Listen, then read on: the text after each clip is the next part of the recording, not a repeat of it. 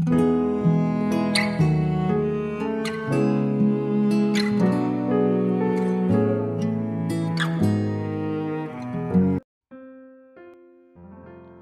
shalom saudara yang dikasihi Tuhan Yesus. Saya menyapa saudara yang ada di Indonesia dari Sabang sampai Merauke, dari Miangas sampai Pulau Rote, dan saudara yang ada di Malaysia, di Sabah, di Sarawak. Senang berjumpa kembali, menjumpai saudara semua. Saya percaya kita semua tetap dalam kasih dan perlindungan Tuhan kita, Yesus Kristus. Haleluya. Selamat datang kembali di channel Pokok Anggur bersama saya, Yosia Krispianto. Mari saudara, sebelum kita bersama-sama untuk merenungkan firman Tuhan, mari terlebih dahulu kita akan bersatu di dalam doa. Bapa di surga, Bapa yang baik, Bapa di dalam nama Tuhan Yesus, kami bersyukur buat segala kebaikan Tuhan hari ini. Terima kasih buat segala penyertaan Tuhan yang luar biasa yang kami rasakan hari ini. Dan saatnya kami rindu untuk merenungkan firman Tuhan. Ajar kami ya Tuhan, untuk mengerti dan memahami segala kehendak Tuhan bagi kami. Mari ya Tuhan, buka rahasia firman-Mu bagi kami dan terangi hati kami dengan firman Tuhan. Terima kasih Tuhan. Ini doa kami hanya di dalam nama Tuhan Yesus Kristus kami berdoa. Amin. Puji Tuhan. Baik saudaraku, kita akan membaca bersama-sama di dalam Kejadian 39 ayat yang ke-9 bagian B. Bagaimanakah mungkin aku melakukan kejahatan yang besar ini dan berbuat dosa terhadap Allah? Saudara, hari-hari ini kita harus semakin meningkatkan kualitas kehidupan rohani kita. Kita harus membuat keputusan yang tegas, memilih untuk taat atau tidak taat, hidup benar atau tidak benar. Firman Tuhan berkata, masuklah melalui pintu yang sesak itu, karena lebarlah pintu dan luaslah jalan yang menuju kepada kebinasaan. Dan banyak orang yang masuk melaluinya. Karena sesaklah pintu dan sempitlah jalan yang menuju kepada kehidupan, dan sedikit orang yang mendapatinya. Saudara, jelas sekali dari perkataan Tuhan ini, hanya ada dua jalan, yaitu jalan yang sesak dan jalan yang luas. Sekalipun kita sudah memilih jalan kehidupan, yaitu jalan yang sesak atau sempit, tetapi Tuhan ingin mengetahui kesungguhan kita dalam mengiring Dia. Oleh karena itu, jangan terkejut bila Tuhan menguji kita, saudara. Seperti Yusuf, meski ia sudah mendapat mimpi dari Tuhan bahwa ia akan menjadi pemimpin di Mesir, tapi ia tak luput dari ujian demi ujian. Saat bekerja di rumah Potifar sebagai budak, Yusuf beroleh kasih karunia dari Tuhan, sehingga ia selalu berhasil dalam segala yang dikerjakannya. Sehingga akhirnya ia mendapat kasih dari tuannya itu dan diberi kuasa di rumah Potifar. Sepertinya semua berjalan tanpa masalah, saudara. Tetapi sesungguhnya Yusuf sedang dibentuk karakternya oleh Tuhan secara bertahap.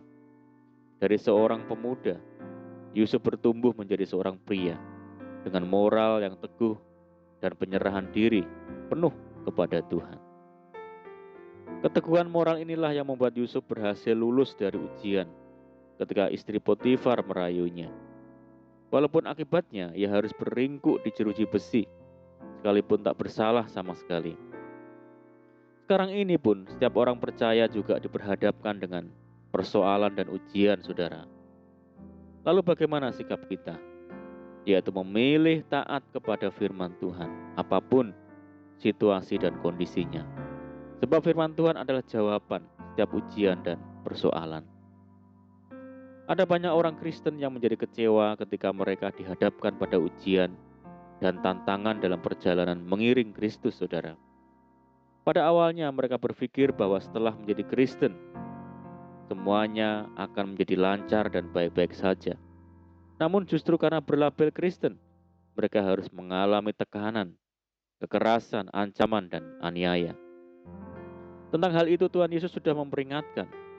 Kamu akan dikucilkan, bahkan akan datang saatnya bahwa setiap orang yang membunuh kamu akan menyangka bahwa ia berbuat bakti bagi Allah.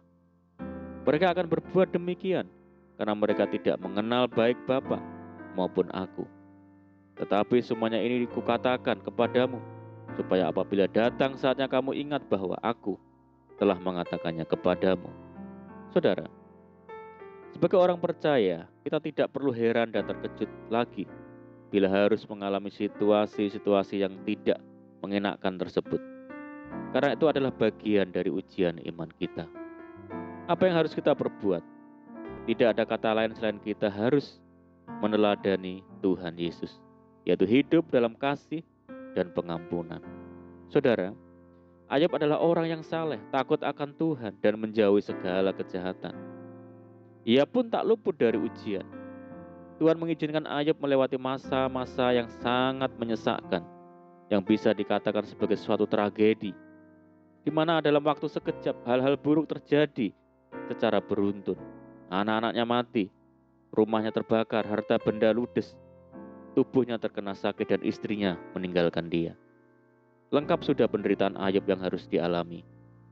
Secara manusia, pasti shock dan terkejut, saudara. Namun dalam keterpurukannya ini, Ayub tidak berbuat dosa dan tidak menuduh Allah berbuat yang kurang patut. Saat mengalami persoalan, ujian hidup, seringkali kita memiliki respon yang negatif, menyalahkan keadaan, menyalahkan orang lain, dan bahkan berani menyalahkan Tuhan. Saudara, karena memberitakan Injil, Rasul Paulus harus mengalami penderitaan.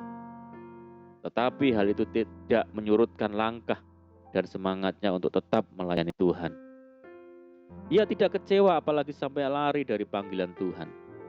Terkadang Tuhan izinkan kita harus melewati ujian, masalah dan penderitaan agar kita belajar bergantung sepenuhnya kepada Tuhan. Sebab justru dalam kelemahanlah kuasaku menjadi sempurna. Puji Tuhan. Saudaraku, mari kita belajar untuk memahami maksud Tuhan dalam hidup kita. Dengan kita semakin dekat dengan Tuhan, sehingga saat ujian datang kita tidak terkejut, tetapi saat ujian itu datang, jadikan sebagai kesempatan untuk mendekat kepada Tuhan, mengasihi Tuhan, sehingga kemenangan itu akan selalu kita dapatkan. Amin, puji Tuhan. Mari kita berdoa. Bapa di surga, Bapa di dalam nama Tuhan Yesus, terima kasih buat firman-Mu. Ajar kami ya Tuhan untuk hidup mendekat kepada Tuhan, memahami apa yang menjadi kehendak Tuhan bagi kami, sehingga saat persoalan datang, ujian datang, menerpa, kami tidak terkejut, tetapi menjadikannya sebagai kesempatan untuk mendekat kepada Tuhan. Mampukan kami ya Tuhan untuk melakukan firman-Mu dengan setia. Saat ini kami berdoa bagi saudara kami semua yang mendengar program ini, yang di Indonesia, dari Sabang sampai Merauke, yang di Malaysia, di Sabah, di Sarawak, dan dimanapun berada. Tuhan yang sakit Tuhan sembuhkan di dalam nama Tuhan Yesus. Yang hidup dalam tekanan dan kesulitan persoalan, mari bebaskan mereka, tolong mereka, berkati, pulihkan hidup mereka ya Tuhan. Berkati mereka dalam rumah tangga, pekerjaan, usaha, pendidikan, dan apapun yang dikerjakan. Berdoa bagi saudara kami hidup dalam ikatan dosa, Tuhan lepaskan di dalam nama Tuhan Yesus. Berdoa bagi bangsa kami Indonesia saat ini menghadapi pandemi COVID-19. Mari Tuhan berikan belas kasihan Tuhan, sehingga bangsa kami dapat mengatasi setiap masalah yang ada. Pulihkan bangsa kami ya Tuhan, berkati bangsa kami. Terima kasih Tuhan, ini doa kami percaya Tuhan mendengar seruan doa kami. Hanya di dalam nama Tuhan Yesus kami berdoa. Amin. Puji Tuhan, saudara, kita sudah berdoa. Saya percaya saat ini kita dikuatkan dan diberkati. Mari saudara, kita tetap semangat di dalam Tuhan. Jangan berputus asa, tetap berdoa, bersukacita senantiasa. Sebab di dalam Tuhan kita sanggup melakukan segala perkara. Selamat malam dan selamat beristirahat. Doa saya menyertai saudara semua. Tuhan Yesus memberkati. Haleluya.